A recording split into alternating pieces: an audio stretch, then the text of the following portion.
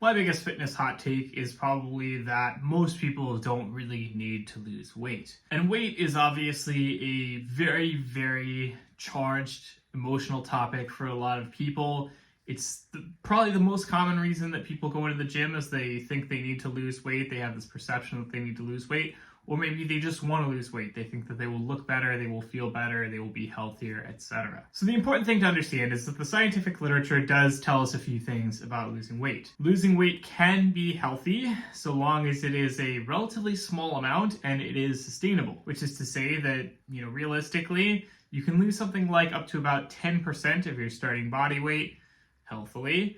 And that's typically pretty sustainable, and that actually has positive health benefits, especially for people who are pretty heavy to begin with. But that same benefit does not extend infinitely, right? We don't see necessarily that people who lose a ton of weight get very much healthier. We don't see that people who lose a ton of weight find that very sustainable. The vast majority of people regain significant amounts of weight after they have lost significant amounts of weight. And also the reality of losing a lot of weight is that it is a very difficult, sucky process. I have been myself as heavy as 235 pounds and as light as 150 pounds in the course of my lifting career.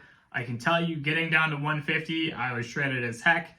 It sucked. It was not fun. I had to lose a lot of weight, and it was not sustainable, and I was not able to stick with that for too long. Losing a lot of weight means being in a sustained caloric deficit for a long period of time, which is both very psychologically taxing. It's also very harsh on your body. Has a lot of issues with your hormone levels, tends to cause issues with nutrient deficiencies. So the end result is that people who are chronically dieting are typically in that process less healthy. You're going to have issues with your immune system. You're going to have issues with your hormones. You're going to be hungry all the time. You're not going to be as strong. You're not going to be able to build as much muscle and so on. I would also say that it is very hard to separate out the actual weight loss and the health benefits you get from that from the fact that, how you get weight loss, how you drive weight loss is a series of other interventions which are on their own generally pretty healthy, right? So when you want to lose weight, what do you need to do? Well, typically you need to, manage your diet better. You need to be moving more. You need to be doing a combination of cardiovascular and resistance exercise. You need to be making sure that you're eating more protein, eating more fruits and veggies. All of these things are on their own healthy things. And so I would say it's very hard to say, okay, if you lost weight, it's because of, the actual weight loss in many cases, and in many other cases, it's probably just more due to the fact that you're doing all these other healthy activities now, where before you were probably not doing that. You're probably not as active, you're probably not eating as well, and so on. I think also it's important to address the fact that fat phobia is a pretty serious and real thing.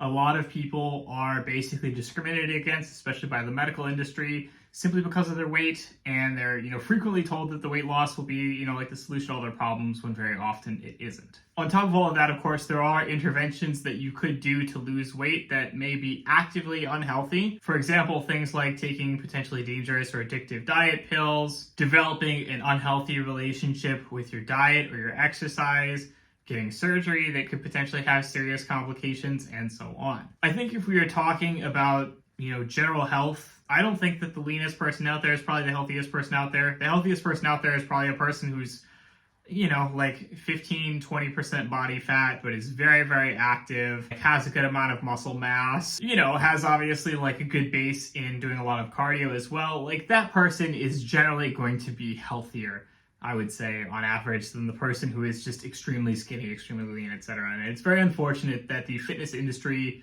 tries to sell that image of leanness as the only way to be healthy. Realistically, I will say that when I work with my clients, I'm pretty blessed that I don't necessarily have to work with a ton of clients who are really interested in losing weight. In particular, I've been pretty good over the years at finding a lot of clients who are really just looking to be healthier, to have more muscle mass, to have more strength, to age more gracefully, to live longer, and so on. When you're talking about those things, you don't have to lose weight. Generally, you just need to be, again, managing all those other interventions that have positive health benefits on their own. Lifting weights, of course, is going to increase the amount of muscle mass that you build, the amount of strength that you build, both of which are associated with living longer. It's also going to help in terms of building up joint strength and stability over time and improving your quality of life, especially as you age. As you get older, you become less able to do common tasks. Likewise, cardiovascular activity is going to be helpful in terms of just keeping your energy expenditure high. When your energy expenditure is very high, you tend to have this effect where,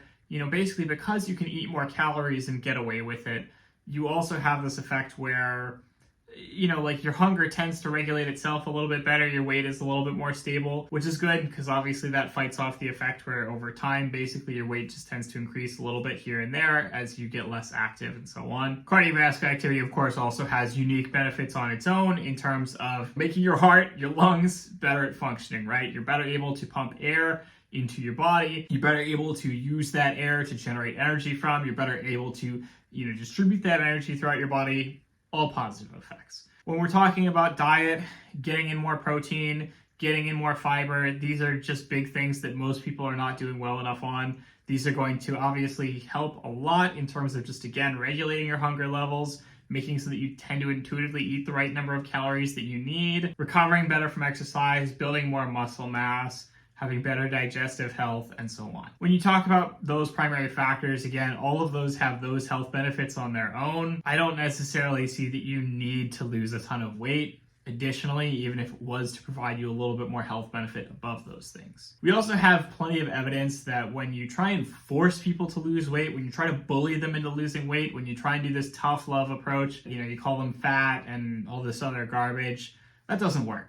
I mean, no shocker there. Like, they did the studies, they had to do the studies, and, surprise, surprise, they found out that, calling people fatzos or whatever does not tend to make them actually want to work out more or do all these, again, healthy interventions that are good on their own, because they only associate those things with losing weight, and they only associate losing weight with that person who's yelling at them and being unkind to them. So, of course, they wouldn't want to follow through on that.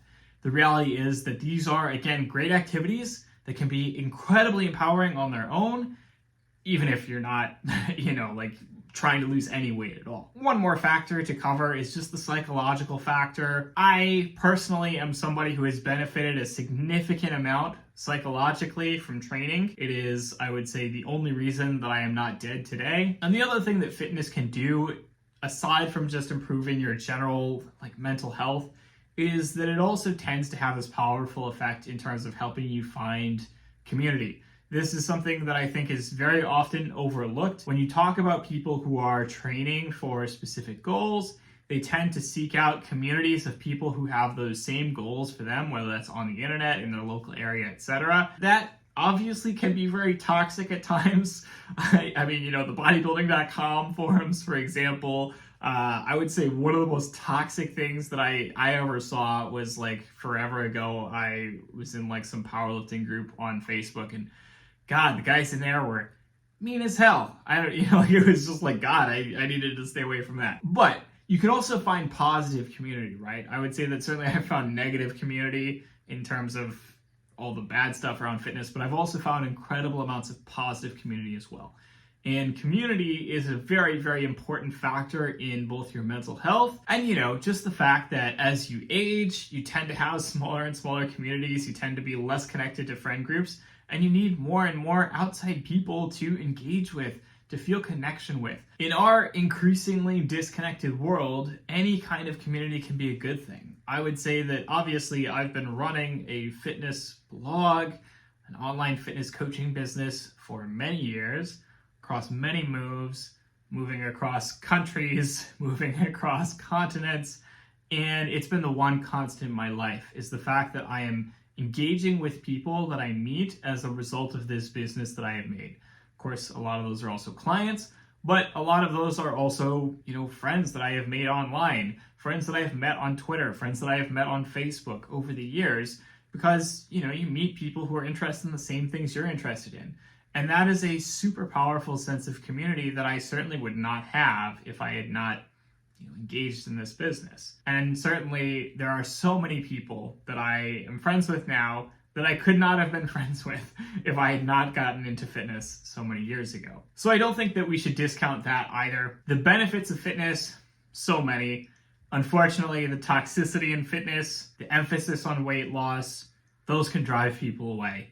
And I don't want those people to be driven away. I want those people to be able to work out, to get the same sense of strength and empowerment that I have gotten from this pursuit. So of course, every day, continually making little bits more of content, hoping to connect to more people, hoping to help more people, hoping to make a slightly better future. So that is all for this week's video. I hope you have enjoyed it.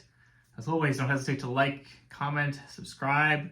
Let me know what you'd like to see in future videos. I will talk to you all next week. Have a good one.